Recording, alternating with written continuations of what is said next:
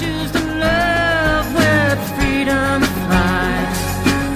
From my heart where the light keeps shining. And I choose to feel the whole world crying for the strength that we can rise above. I choose love.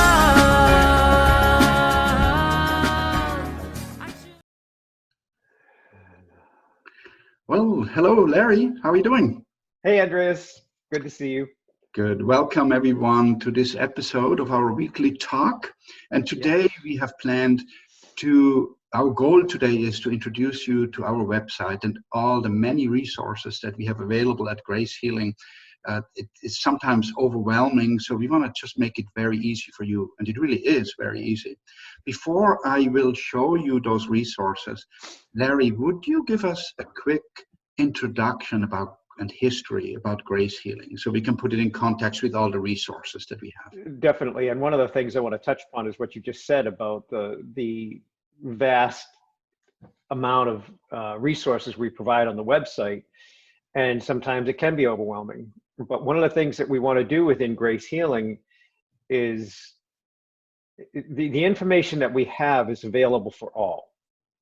One of the things that I've discovered in the prayer process with people is as I pray with people, I'm not bringing them new knowledge, it's coming out of them. They're beginning to remember things.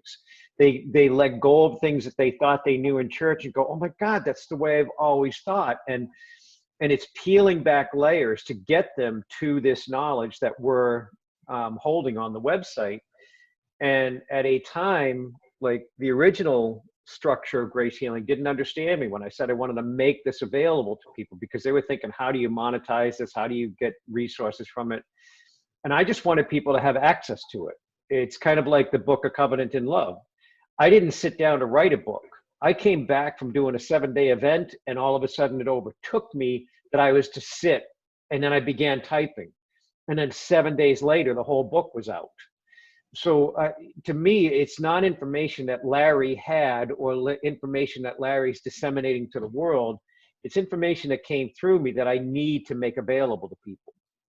So the website is a huge and vast resource between the videos. We got over 170 some odd videos or something in there. And Grace Healing has had a history now of 30 years of being exposed to people, and we were legally represented by our 2005, 15 years ago, where we actually got our nonprofit status and everything. And it's been a series of watching how God moves and learning through different healings that God has done. Because we know, both myself within Grace Healing and all who have served throughout Grace Healing in the years, we know we didn't do it. And we see these things happen, and it's like, oh my God. And then you sit with God for these weeks follow these amazing experiences going, God, what were you showing me in this? And then you start to realize that this is an amazing experience. And then God starts to reveal things of a spiritual nature that came out through it. And then you dialogue with the people that found the healings and watch what they're experiencing as they move into greater understanding, and their bodies are restored, or their spiritual healing is taken hold. And it's just been a beautiful process watching this loving nature of God emerge for so many people, and literally in tens of thousands of people. So the website has become this collection of all these experiences to help people remember the truth that they hold within them, which is God's presence. And we in Grace Healing direct people to the importance of seeking God within you, not just the knowledge you've gained through the world. So it's kind of this mindset of peeling away what we think we've learned in the earth and returning to what God gave us before we came here. It's fascinating you saying all the knowledge that's out there, everything that's on the Facebook, we already know, it's already within us. Exactly. we just created a structure because I guess as human beings we like structure. Exactly. To go onto a website and find everything and read up on it. I've been working with you now on this project for it's almost 5 years, I believe, Larry. Yes, fascinating. Yeah, going on, and we have great ideas to do new things, how we can engage God's word and share it with everyone. So Yes. I can now quickly go onto the website and just show you, point out a few things Wonderful. that, Yep. that would be helpful. So let me share my screen here. Let's go here. There So we you go. should be able to see the screen now, Larry. Can you confirm that? Yes, I can. Yep. Okay. So the Grace Healing website, already on the very first page, has some really good links on there, where first of all we have a weekly YouTube series. We put actually a talk and a message on there which we post on YouTube. So you just click here to go to it. We also just started a weekly online meditation which you can subscribe to here, and you will actually receive a weekly reminder to join us on Wednesday night at 8 p.m. And can you back up to the header for a second? Yep. Because one of the things that people may not be aware of is there's tremendous significance to this logo.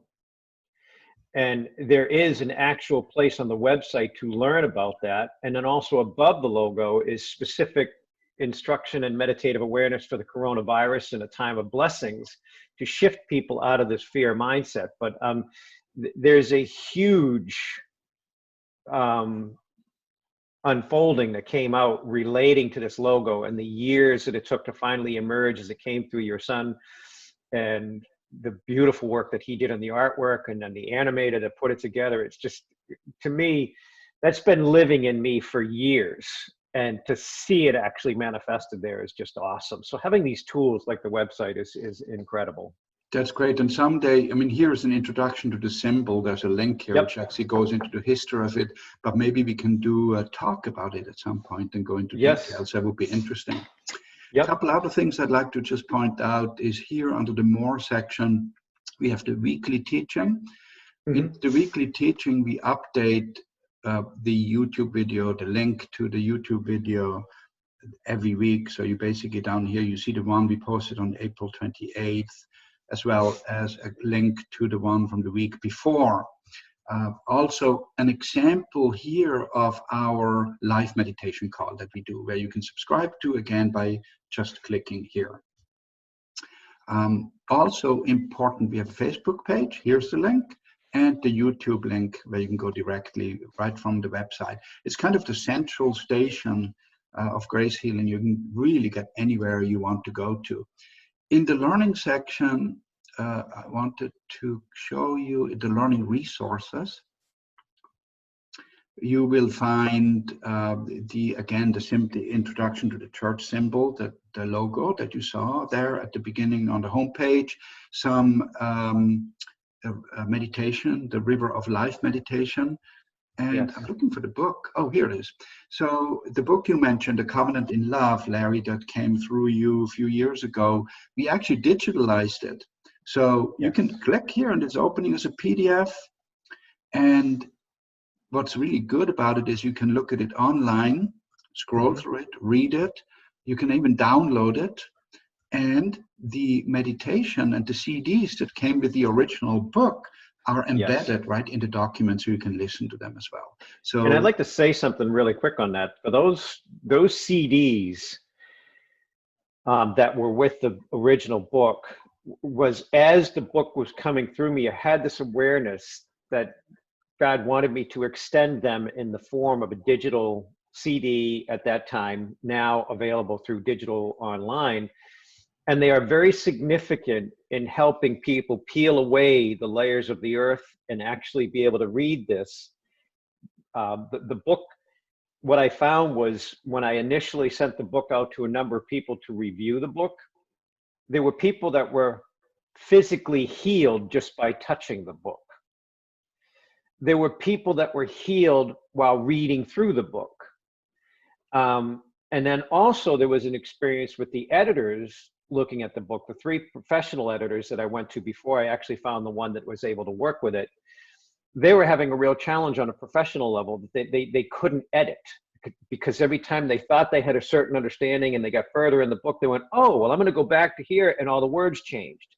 And as professionals, they couldn't get around the fact that the words kept changing, and they didn't understand that the words weren't changing, but it was them within themselves, the presence of God was rising in such a way that they were able to see the understandings and the teachings with deeper awareness. So when they went back to a previous structure of words, all of a sudden had greater depth and greater meaning, and they found they didn't have to edit it the way they thought they did. So there was a huge process in that, and I tried to help them understand that, well, you need to listen to the audios, or you need to engage in your own sense of prayer. And again, I had 3 of them that called me in tears because they couldn't do their professional work. And then I finally found somebody that was a stream of consciousness editor. She definitely, in her whole professional life, had only worked with stream of consciousness authors. Then she was able to take this and help kind of book format it and stuff. So I just wanted to mention that please don't overlook the digital offerings of the prayers and the morning prayers and the beginning prayer for the book itself. Mm-hmm. I had a similar experience. I just recently picked up the book again, or I should say, I looked it up on my phone right through the website and started to engage with it. And, you mentioned that the words and the content seems to change as you pick it up again. It's not in an editorial sense for me, but I have different understandings every time I read a paragraph. And just recently, I want to scroll down here, I forget which page it was, but recently I started reading about the 10 great words, which start the book off. Hold on, it's coming up here. There it is coming. Oh, I should have opened that before, but it's coming, I think, right after this prayer. But it's really easy, and even, you can even enlarge it so that you can see it better, which is really cool. There we go. Opening prayer. There it comes. Yeah, it's right after the meditation of the cosmos, I believe. The root meditation. Right after the root meditation, I think it comes. Yeah. Up. So I found this really fascinating. I looked at. Here we go. This section of the book, the 10 great words, which puts these findings, these thoughts in parallel to the 10 commandments. And I actually took these things and I put it on a Word document myself so I can really look at it side by side. And can we talk about this, Larry, a little bit, how this came about, what the meaning is, and maybe in future sessions we can really go deeply into it. But how does this come about? I'll be transparent for everybody that's watching. I want to be totally honest about one thing. This came through me and I put it in my journal.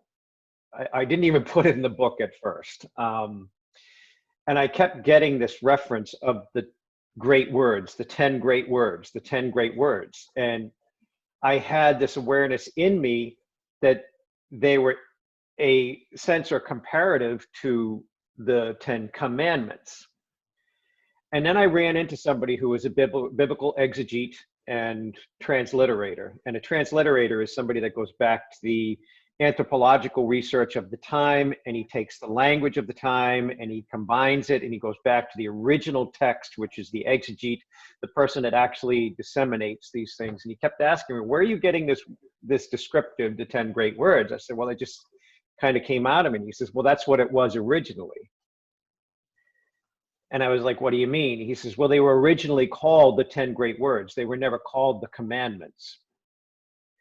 So to me, here was this theologian, biblical exegete, and transliterator, and I had to ask him a question. I said, I've run into this a bunch of times with different ministers, monsignors, priests, pastors, teachers, that in theological seminary, they were exposed to certain understandings that aren't publicly introduced to people. I'm like, why? He says, well, that's the way the system is working right now, is they only teach what is presently in the scripture, not where it came from.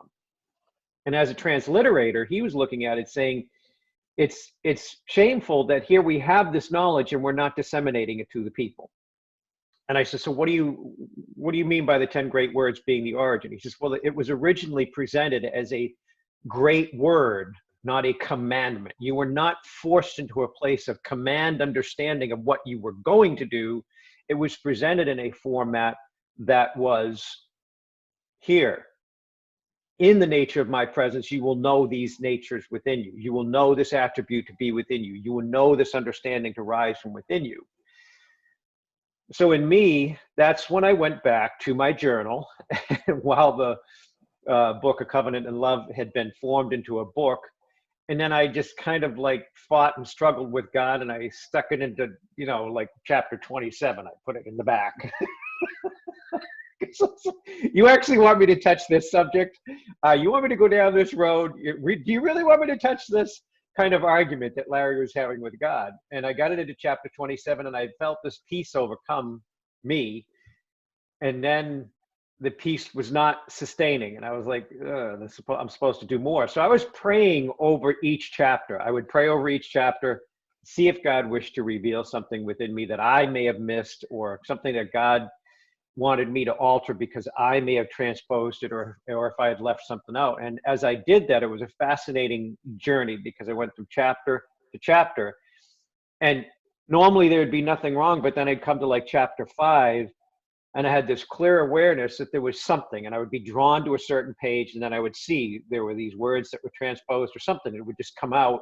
So I changed it and edited it and moved it to where it was supposed to be. But even as I'm going through this, I kept being drawn back to chapter 27, but that, and I just finally just prayed and sat with it. And I was like, this is not supposed to be the last chapter. And then I said, well, maybe chapter 7. And I moved it to chapter 7. And that still didn't sit, it was still not present. And I just kept sitting with it going, maybe I screwed something up. I was praying over the chapter thinking, maybe I missed something. Just like, God, bring me to something. And I kept seeing the number 1, and I kept seeing the number 1. And so I kept going to number 1. What did I miss in number 1? It wasn't number 1. It was the fact that I was supposed to move it to chapter 1. When I moved it to chapter 1, this whole sense of peace came over my whole body. I just felt the presence of God vibrating through every aspect of my being. And I was like sitting there, and I broke into tears, and I was just like, God, forgive me. I didn't realize I was fighting and struggling with you. But that's what it became. It was just this progressive movement from my journal hidden away to this place in the back of the book, to this place at a certain point in the book, and then to the prominence, the most important beginning. Once the establishment of understanding God's presence and the seeking of God's presence first, then it was the 10 great words. It seems to me it is the essence of the message in the whole book. Yep. Those 10 great words. That's Also remember that the root meditation that you just passed by in order to get there, that was the root instruction. That cosmos meditation where Yeshua drew me into this awareness in the cosmos, and seeing the fullness of all teaching manifested into one simple teaching. That's in the root meditation. Then the first instruction following the root meditation of the one instruction that God desires for us all, one teaching. From that one teaching becomes the 10 great words. And we will get into that more later. Andreas, myself, and Ina Marie, we're going to get into a dialogue and a discussion over the 10 great words. But I need you to understand that that root meditation is not just something that was placed in the book. And that is also digitally recorded the way it came through me as I shared it with a number of people on a conference call. That meditation is what I was blessed to experience as Yeshua revealed the root teaching to all instruction throughout creation. And it's fascinatingly simple, incredibly beautiful. And again, once that root meditation is known, the next most important thing was the 10 great words and how they tie into every relational encounter. Oh, I can't wait to get into it, into great detail. I look forward to those conversations. I think this is it for today, Larry. Don't you think? This gives us a nice overview. So all the viewers out there, I hope you enjoyed it. I hope you go to gracehealing.org and explore a little bit. Spend some time. You may be surprised the things that you can find. And the video library is just huge and can be very helpful for any. And I do want to give a testimonial on that too, because I have so many people that I've worked with over the years, and I had an individual reach out, and he was having serious heart issues. He was like in the range of 170 to 180. He was on the verge of cardiac collapse. And we just engaged in prayer. And as we were engaging in prayer, his heart rate slowed, things came back into order. He didn't have to call 911. And it was beautiful to me to think that God compelled the phone call to Grace Healing before the medical system. And as we were going through the process and releasing things of a spiritual nature, he found that his heart settled into order. Things came into a balance. He settled into a sense of peace. And I was able to ask him a simple question at the end of our session. We went on for about an hour. At the end of our session, I had to ask him, how much medication did you take to bring your heart back into normalcy? 0. How much anxiety medication did you have to take to get rid of the anxieties? He said 0. And I said, where do you find yourself now? He says, in a deep peace and awareness of God's presence, and my heart rate is at normal. That's when he said, I really need to spend more time on the website. I haven't been doing it. I'm committing. I'm going to do it more now, because he says, what you shared with me is everything I know within me, but I've argued with myself through my years of going to church. And I've been taught opposite, or I've been pushed away from it. I got to spend more time researching what I know in me and find confirmation through the website. So to me, I just wanted to say that for somebody, for a personal experience, to turn around and recognize a complete transformation in their body, a spiritual peace overcome them. And then the first thought was, I really need to get into this data more. I need to look into it more deeply and get myself away from the things I've chosen to believe about what the medical system has spoken to me, about what my church has spoken to me, and really come back to the truth that God gave me before I came here. And that's what I just wanted to share at the close there. So powerful. Thank you, Larry. That's awesome. I look forward to our next conversation, and we'll bring Aina in. We'll bring Aina in as well. It would be wonderful. If her time allows, it'll be great to have her here. And I know that God will make a place for us to do that. So. Perfect. Thank you, Larry. Thank you, everyone. And we have an amazing day. May you all be blessed, and know that you are able to reach the Grace Healing anytime. Bye-bye. Take care. Yeah.